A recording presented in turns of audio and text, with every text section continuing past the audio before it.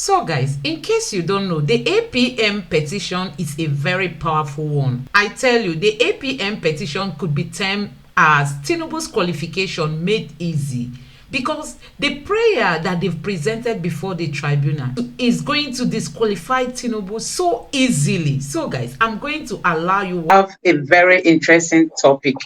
This topic has been underlooked by the public, but I tell you, it's an important topic that everybody should really pay attention to.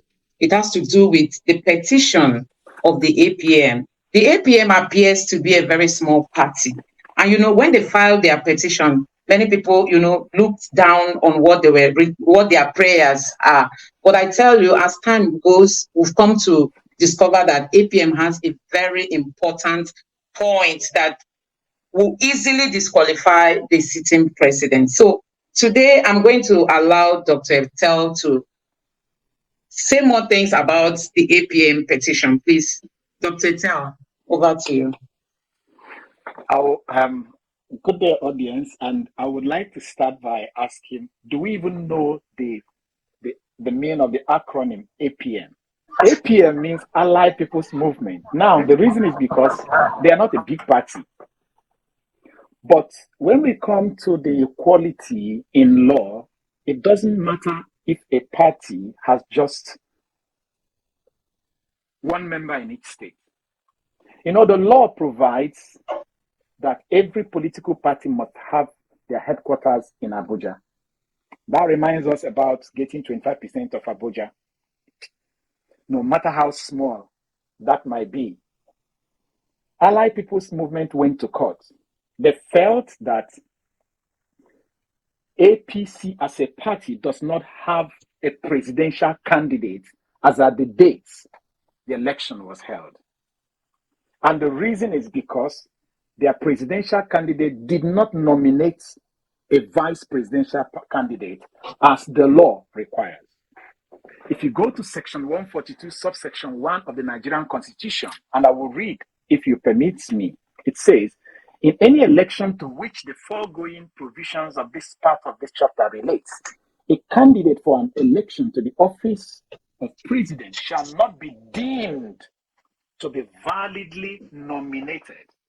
So APM case is that the APC's presidential candidate was not validly nominated. Invalid nomination. That's what the title is. He shall not be deemed to be validly nominated unless he nominates another candidate as his associate from the same political party for his running for the office of president, who is to occupy, no, not this one. This is, keep this here. This one is there. Just give me a second, we'll come to this. Who is to occupy the office of vice president? And that candidate shall be deemed to have been duly elected to the office of vice president if the candidate for an election to the office of president who nominated him as such associate is duly elected as president in accordance with the provision of the aforesaid. Now, the whole English of the Constitution, section 142, subsection 1 is this. Let me summarize.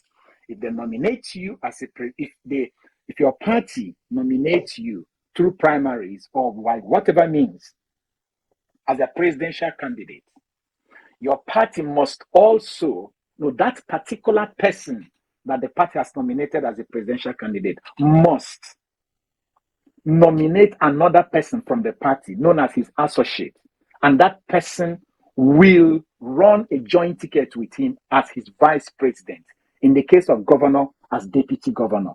That is why, like in Bayelsa State, when the deputy governor had a problem, it costed the governor his office. So they are saying here, if the person wins the presidency, the vice has won. If he lost, the vice has also lost. That is the Constitution. Then in section 33 of the Electoral Act, show it. That was the one you brought up now. Can you show it to our audience, please? Section 33 of the Electoral Act. And let us read. It says, a political party shall not be allowed to change or substitute its candidate whose name has been submitted under section 29 of this act. If you go to section 29, it's talking about how to select president and things like that, except in the case of death or withdrawal by the candidate.